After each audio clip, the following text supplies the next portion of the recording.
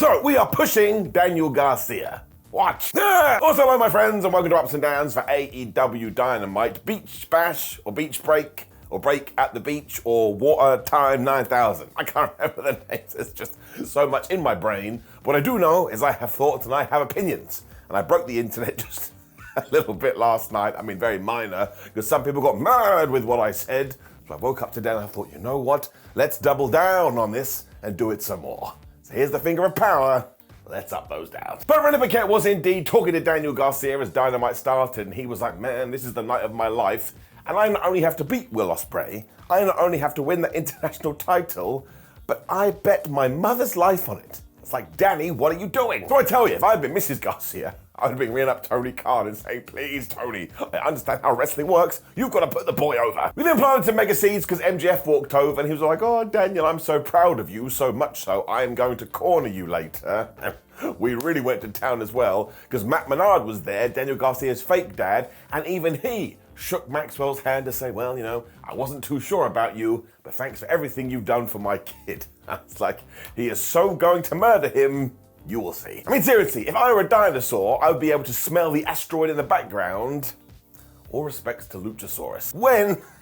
Good grief. Because it was the next round of the Owen Hart Cup tournament, and we had Pac versus Bryan Danielson. Now, apparently the last time they had a match was 2009, which is ridiculous. All the fans went crazy for this, and they fought with such intensity, this did the Owen Hart Cup tournament the world of good. You could actually sit there and go, wow, these two Shamalis really want to win. Bryan was also taped up from the pay-per-view because Shingo had tried to kill him. So Pac was like, he does have a bad neck, and I like breaking necks. Put your hands together. He also backflipped out of a leg sweep because he doesn't like the Karate Kid when these two just smashed together. And honestly, it took about 37 seconds before I got my tush nice and comfy in my chair because I knew this was gonna rule. I mean, at one point, Danielson even threw a strike and then he collapsed on the floor because his neck was so bad. And even the referee went to check on him. But by the time they went to the outside, Pac was like, no, brah, this is a wrestling match. And he hit him with a moonsault. Because of course he did. He also applied the brutalizer because he was trying to be brutal and his name is Liza. That doesn't make any sense.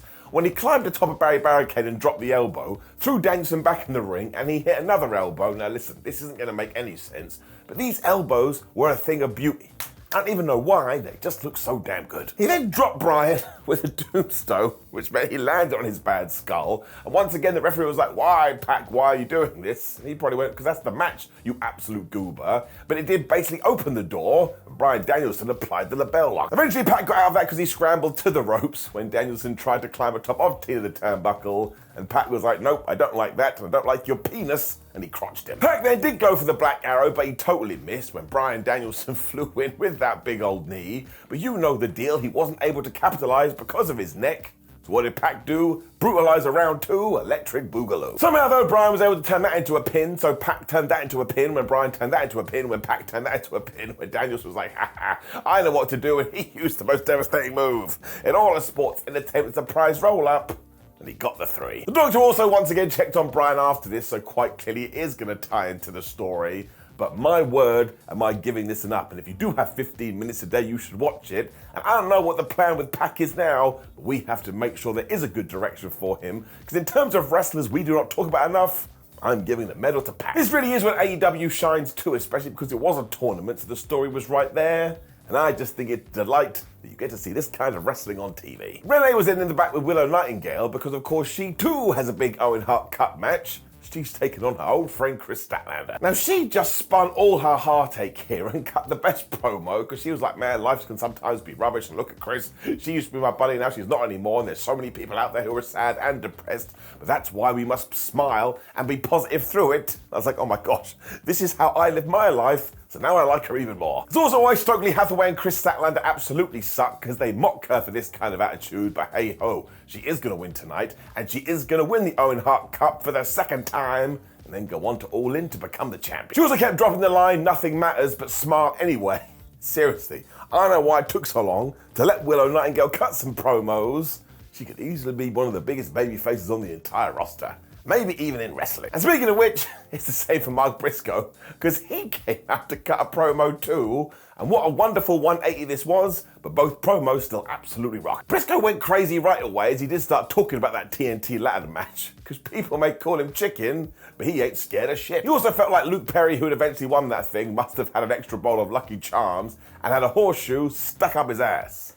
I was like, I hope you don't know that for a fact. And if you do, please do not air the footage. I actually do love this man though, especially because afterwards he said, wait a minute, this week is Shark Week, and shark reminds me of blood, and blood reminds me of blood and guts. You know what? I'm going to be on Team AEW, and I'm entering that match. So that actually made me laugh out loud, and of course, right after this, Perry teleported in and just smacked him with the TNT title. But thankfully, some people were watching, so out came Kyle O'Reilly to make the save, and I just tell you this, he didn't do a very good job. Because Okada took him out with the Rainmaker when the Young Bucks were here too, and they were smashing everybody with EVPs. But just when they started to celebrate, the Acclaimed came out, and they had read the how to do this book properly, the instruction manual, and they got rid of him. If you do watch this as well, just watch what Okada was doing with his Continental Championship.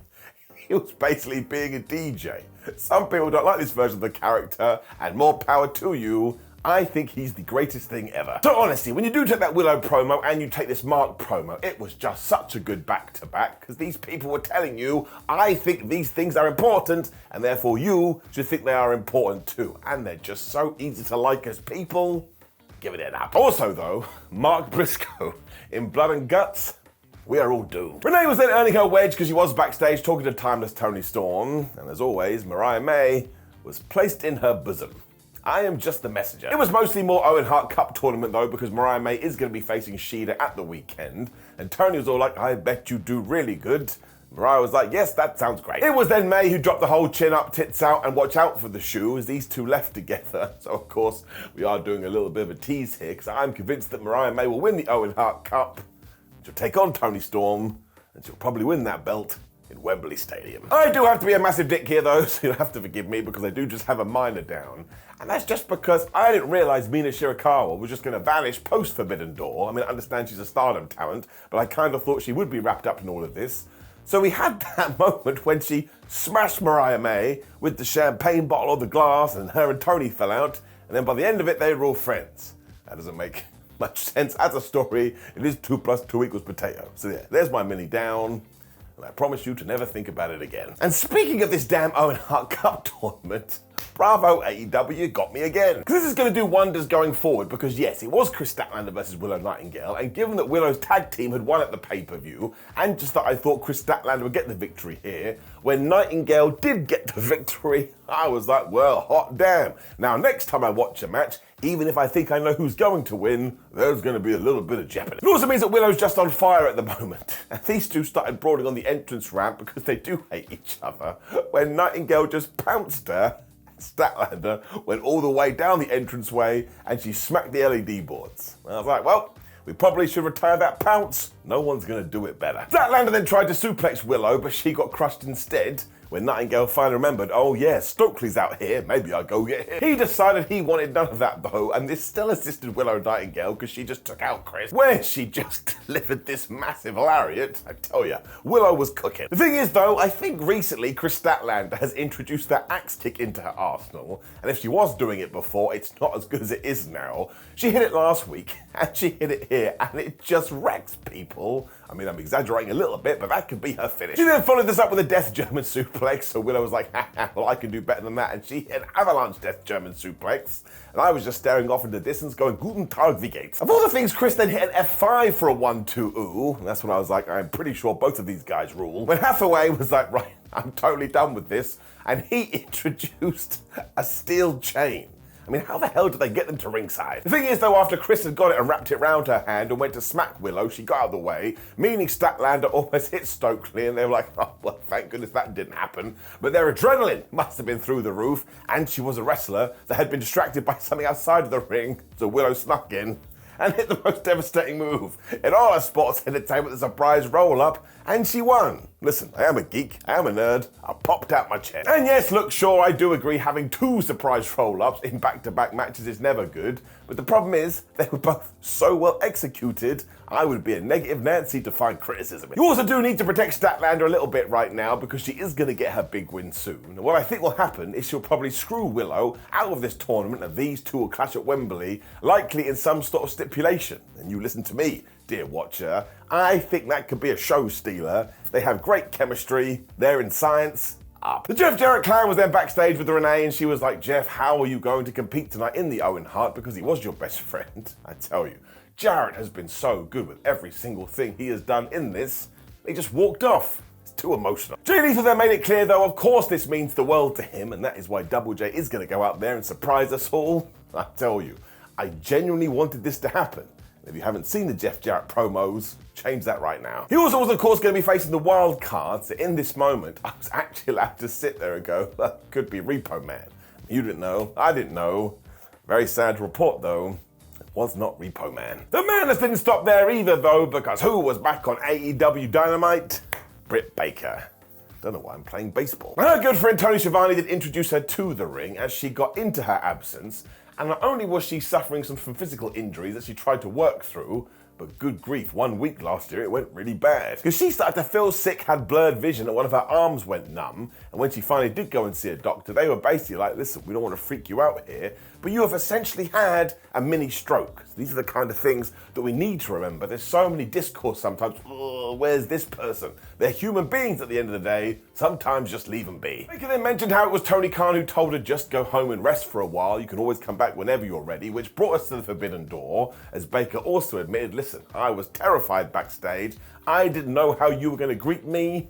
And then you gave me a big old pop. Well, I just thought that was a really nice moment when she did turn his attention to Mercedes Moné. And she was like, oh, well, I hear there's a brand new face of the AEW women's division who also pipes in the CEO chants to try and manipulate the audience. I was like, man, here we go. This is doubly true because the only letters the fan need to know are DMD for obvious reasons. When we cut to the big screen and we saw Mercedes Moné arrive at the arena, I was like, damn, Mercedes, you were really late. Quite clearly, though, everybody knew in which direction this was going to head, though, because she was greeted by the Young Bucks. They were like, oh, man, it's so fantastic. You are a double champion. And in fact, your big title celebration is happening right now. This meant even though Britt was still in the ring, some people came in and started decorating the place. And look, I understand this. You got to do your job. But one guy just threw a bunch of balloons at Baker's feet. I was like, bro, that's just a little bit disrespectful. Baker did totally understand what was happening here though, because of course at the pay-per-view, Mercedes Moné felt like she had stole her moment, so now turnaround is fair play. And Mercedes was like, I don't care about you, I think you're nothing. She also face-pied Britt and basically said you're irrelevant when these Chicago fans started to chant, shut the flub up. They were not saying flub. Mercedes didn't care about any of this though, because look at her. This is what a champion really looks like. Where Britt Baker made it very simple. It was 2 + 2 = 4. Let's talk about All In. Because of course she had competed at the first All In Chicago and she competed in last year's. Well, actually, when she remembers what Mercedes did last summer, she was just sat in the stands like some kind of a bitch. And I was like, I knew I should have started that bitch counter, I was right. So she did throw the challenge out there. Mercedes was like, listen, man, there's a big old queue and you better get to the back of the line, which is when Britt kind of literally looked past Mercedes and was like, well, I don't see anyone behind you. And I was like, that doesn't make any sense. I don't think the line is a real thing. It's like, you know, rankings and win-losses. But look, the crowd reacted, so what do I know? They also then made sure to call each other bitch at least 3 times, which means the counter rolls up to 16. Bitch counter. It's only 3 weeks old. And it's up to 16. Don't you get mad at me, bitch. It also means that we now officially have our first match for All In 2024. And I don't know what it was about this segment, but it just felt like 2 megastars gonna go to war. And this match really does have the jeopardy. I mean, does Mercedes win? Does Britt Baker win? Can Britt really lose on her first match back? But is it time for Mercedes to take the L? I do not know, but that just means it's gonna be all the more enjoyable. I am very much excited about this. Good segment. Up. We then got a reminder that Will Ospreay refused to use the screwdriver at Forbidden Door, which is the greatest sentence I've ever heard in my life. When we cut to the back, and can you believe it, Renee Paquette was talking to Will Ospreay. Carl Fletcher was there too, but before they could say anything, Don Callis walked in. Will's like, look man, I know you wanted me to use the Tiger Driver at the pay-per-view, but I couldn't do it. Maybe I'm just not that guy anymore. He also massively appreciates what Don has done to him because he got in the match with Kenny Omega and Chris Jericho, which completely changed his life. But as we stand here today on July 3rd, he doesn't want to be in the family anymore. Bam! Now this was kind of creepy because Callis was all like, well, usually I don't let people out of their contracts, but for you, I will do this favor on one condition. At some point in the future, I will need a favor from you, and you've got to give it back to me.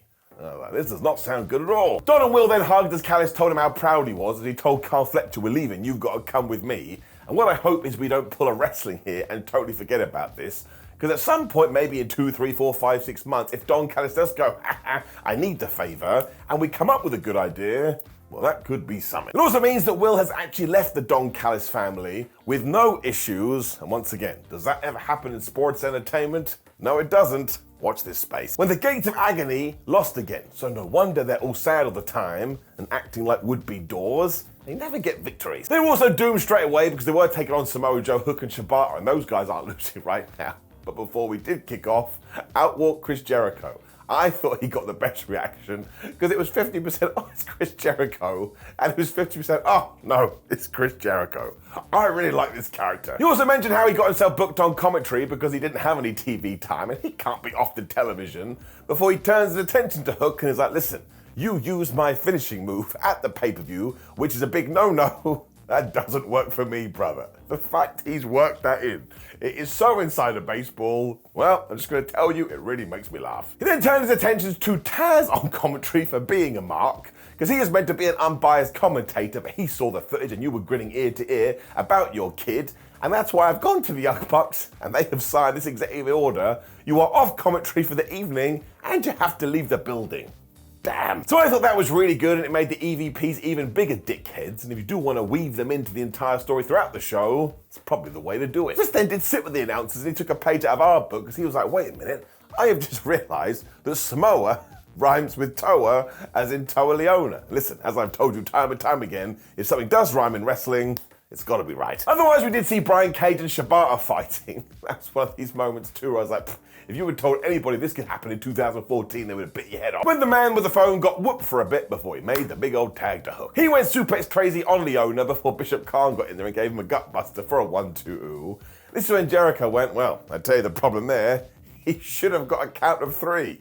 I know, I can't help it. Eventually Joe got in there, but he was pounced out of his shoes as this became the night of the pouncing. When the tag klaxon went off and Brian Cage hit an F5, and I was like, well, that's another F5 too. What the flub is happening with all the moves? He also tried for another one, but this is when Hook was like, we're not having 3-on-1 Dynamite, so he gave him a DDT. When Samoa Joe had taken a Phoenix down, so he got the hottest of hat tags because his hand was worn. Because he's a great dad too, he made sure to get Hook and Shibata in there almost instantly. When the bad guys grabbed these 3 and they hoisted them up in the air with suplexes, but when they were coming down, every single one of them turned into basically a choke. The ref was like, well, you're all screwed, good guys win. Jericho then sort of cast distraction by clapping these people when, of course, Brian, Keith and Big Bill appeared behind them with chairs, and Brian took his sling off here as he Pillmanized Shibata's arm, and as the commentators said, was he even injured at all? And that's my question, what the hell is happening? I'm pretty sure Chris was also choking somebody with his jacket, so with all the other stuff going up here, we have to add a 1 to the crime counter, and it ended when Chris Jericho got some brass knucks and he smashed Hook right in the head with the Judas effect. The learning tree had learned. Bill also threw Hook through a table, which meant later on in the show we saw him getting treatment in a local medical facility backstage. But this is when they turned up again, and Chris Jericho went back to being the wizard, and he threw a fireball in Hook's face. So once again, bring down the crime counter. You're not allowed to go around and try and set people on fire. So I suppose at some point, if you were going to continue this feud, it did have to get super serious, which is what we've done here. And my only issue with it is I can't figure out where it's going or what the fallout's going to be. But in terms of enjoying it week to week, I actually think they have got it over. They're all pretty talented dudes. So I just thought it was very well done as what was next, because it was time to Jeff Jarrett versus the Wild Card in the Owen Hart Cup. All of this was tremendous. Now, once again, please do go watch all those Jeff Jarrett videos if you can, because it all ties in here. Because his opponent, the Wild Man, the Wild Card, was a returning Hangman Adam Page. And while he did get a massive pop, and he came out of that babyface tunnel, he's got new music, he's got a new presentation. I think he's taking any crap anymore. Bless this Jarrett though, because he totally understood the assignment, and for a good old while, he was just getting destroyed here. Like early on, Hangman was just punching him right in the face, but it wasn't like a wrestling punch in the face. It was a bit like, maybe you want to calm down, cowboy. I mean, this ain't no cow. But eventually the referee had to try and separate them because it did get too out of control, and what did Page do? He kind of took a cheap shot here. Keep an eye on it. He also took Jeff's head off with a lariat and powerbombed him into the ring apron. And I went out there and asked some friends, that's the hardest part of the ring. He also whammed Jarrett's head into Simba the Steel Steps. And by this point, I was writing him a note. Why are you making me so sad? I'm pretty sure he was then biting Jeff Jarrett, because again, he's lost his mind. When Jeff realized, right, that's the way we're playing it, fine. I can't take it anymore. And he hit the stroke into the ring apron. Hard. Jeff then went for the sharpshooter for obvious reasons, but still was able to get Insuguri in there, which must have been a callback to Owen. And when he went for sharpshooter round 2, Hangman Adam Page raked his eyes and he gave him the flipping dead eye. I think at one point too, the fans were chanting Swerve's house, and Hangman was like, I can't hear in that noise, when Jeff Jarrett pulled a fast one, because he was acting all woozy-goosey, meaning when Hangman eventually went for the buckshot lariat, he stopped him, he applied the sharpshooter, and my word, my heart was filled up to 1,000. It also got me a little bit because I thought maybe, just maybe we would do this, but actually the emotion was coming in a very different way, because Hangman basically threw his throat into the ropes when he hit the buckshot, and he just rained down on punches when he got the dead eye again, and this time, 1, 2, 3. Hangman also just stormed off after this as Tony Schiavone was like, well, that was a disgusting performance, and Karen Jarrett went to check on her husband. So I think the idea here is Hangman Adam Page cares to such a little degree that even though he probably understood why this was so important to Jeff, he still went in there and totally melted him. And he did. So as far as he's concerned, he doesn't give a damn who gets in his way, because if he does win the Owen Hart Cup, he becomes the #1 contender, and who is the champion right now? Say it with me, Swerve Strickland. If you did say it with me, go and apologize to your significant other. They now think you're weird. But there is so much to this. I mean, you could swim around with it. We're talking about depth here. I am giving it an up, and I am pumped. Renee Paquette wanted more too, so she went and found Hangman Adam Page. But this is when the Young Bucks walked in. And they were like, oh, hi. Remember how we did get you into the Owen Hart Cup tournament? You scratch our back, and we'll scratch yours. You should be in blood and guts. On our team. Page isn't interested in any of this though, because he grabbed Matthew and he's like, I'm not a child anymore. And even when Nicholas tried to calm him down, he just shoved him to one side. He is not a happy camper. He also said he doesn't want to play any more games, so this is like going on a bad first date. But yes, just remember this. He has thought to himself, what is the easiest path to Swerve? And if I do have to get involved in stuff like blood and guts, well, I'm going to do that too. I cannot wait to see how this plays out. Which is the same for what came next, because we had our big main event. We also had a big old main event angle. It was Will Ospreay taking on Daniel Garcia for the international title, and the whole time I was like, Dan, you've got to win. You put your mother's life on the line, and I'm very worried about her. MJF was out here too, geeing up Daniel, and when these two started to wrestle, I mean, at one point I think Will was going for a head scissors, and he kind of got like short stumped pile driven. I'd never seen that before, but the way they sold it, I was like, oh, you're coming up with new things, are you? Well, maybe I'll go bring in a different language. Will then came back with a cheeky Nando's kick, which did knock him to the outside, which was important, because Maxwell was there again going, you can do it, Danny. By that point, I was like, Max, you ain't fooling me, I know what you're doing. Garcia then went and hit all of the neck breakers because he hit necks and spiked Will with a DDT. When they had a bit of a trade-off, and Ospreay was like, hit me, Daniel. So what did Garcia do? That stupid dance. I love goofy wrestling. It is for life. I don't care how much you yell at me, it's never going to change. It actually worked though because he was able to hit a Saito suplex as the wrestling tennis began because Ospreay hit a Spanish fly. But when he went for another one, that basically ended up in a power bomb. I was like, how are you doing this, you magicians? Then he was just obsessed with these though, because all of a sudden he got another pile driver as William was going for an Oz cutter, and this is where the feeling overtook me. I was like, listen, Ospreay is clearly winning this, but I can't figure out how Daniel's gonna lose. As it turned out, we were gonna turn the clock back, because when Dan was standing tall, so arguably could have won the thing, MJF took off his Dynamite Diamond ring and he threw it into the squared circle, and he was like, I think you should use it. Now, for a brief moment, Dan did look at it, and I was like, dude, you just screwed yourself. No, actually, it was Ospreay that got murked here, because Garcia wrecked him with a big old lariat, but then, like Brittany, he was doing it again, and he didn't know what to do with this damn piece of jewelry when he finally decided, listen, MJF, this is not me, I don't want to do it, and he returned the thing when he turned around into the most brutal hidden blade you'd ever seen, and he lost.